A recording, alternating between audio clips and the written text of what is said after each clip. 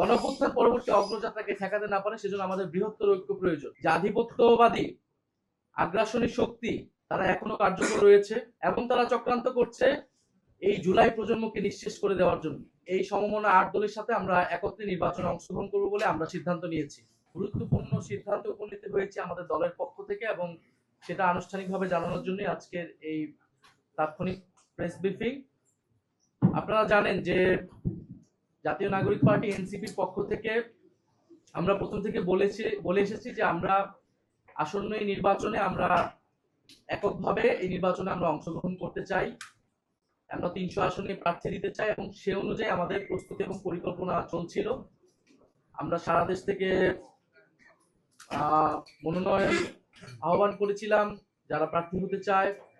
এর পরবর্তীতে আরো ২টি দলের সাথে আমাদের একটি রাজনৈতিক সমঝোতা হয়েছিল সংস্কার প্রশ্নে। তখন আমরা বলেছিলাম যে আমরা ৩টি দল মিলে এই সংস্কার জোট আমরা একত্রে নির্বাচনে অংশগ্রহণ করব। কিন্তু এরপরেই শরীফ ওসমান হাদির যে শাহাদাত বরণ এবং তাকে প্রকাশ্যে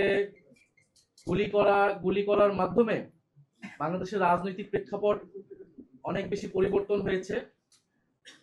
এই হত্যাকাণ্ড, এই শাহাদাত বরণের মধ্য দিয়ে আমরা বুঝতে পারছি যে বাংলাদেশে যে আধিপত্যবাদী আগ্রাসনী শক্তি তারা এখনো কার্যকর রয়েছে। গণ অভ্যুত্থানের মধ্য দিয়ে যাদেরকে আমরা পরাজিত করেছিলাম তারা এখনো চক্রান্ত করছে নির্বাচন বানচাল করার জন্য। তারা চক্রান্ত করছে এই যে সংস্কার এবং নতুন বাংলাদেশের অগ্রযাত্রা সেটাকে ব্যাহত করার জন্য, এবং তারা চক্রান্ত করছে এই জুলাই প্রজন্মকে নিঃশেষ করে দেওয়ার জন্য। সেদিন ওসমান হাদির গায়ে গুলি লেগেছে, কালকে আপনার গায়ে লাগবে, পরশুদিন আমার গায়ে লাগবে।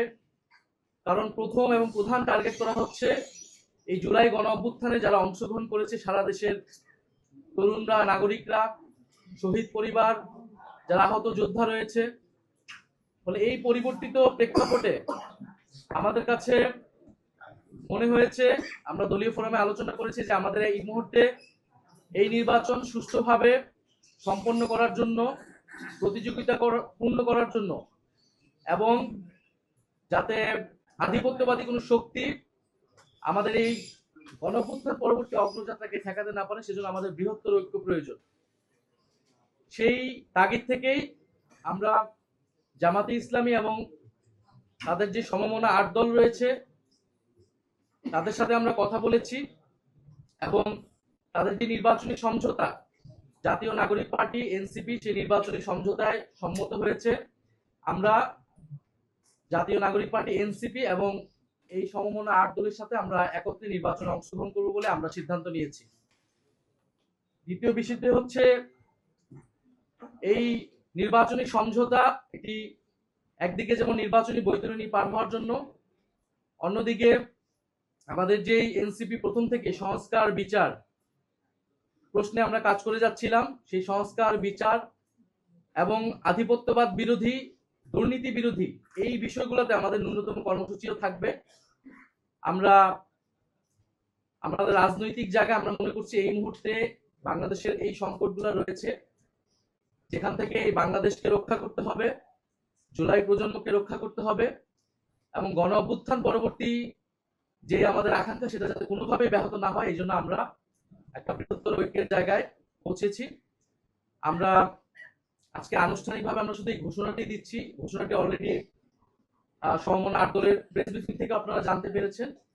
আমরা আগামীকাল হচ্ছে আমাদের যে প্রার্থীর বিষয়টা আছে সেটা আমরা চূড়ান্তভাবে আপনারা ঘোষণা দিব এবং সমঝোতায় আমাদের যে প্রার্থী তারাই নমিনেশন ফর্ম জমা দিবেন এবং সারা বাংলাদেশে আমরা একত্রে নির্বাচনে অংশগ্রহণ করব এবং জাতীয় নাগরিক পার্টি এবং তাদের সহযোগী সংগঠন গণভোটের পক্ষে ক্যাম্পেইন করবে এবং যেখানে আমাদের প্রার্থী থাকবে না সেখানে অন্য যারা প্রার্থী থাকবেন এই সমঝোতা তাদেরকে সহায়তা করবে, তাদের পক্ষে ক্যাম্পেইন করবে। আমাদের এই আনুষ্ঠানিক ঘোষণাটার জন্য প্রেস ব্রিফিং। আপনাদের যদি প্রশ্ন থাকে সেই প্রশ্নের প্রেক্ষিতে হয়তো আমরা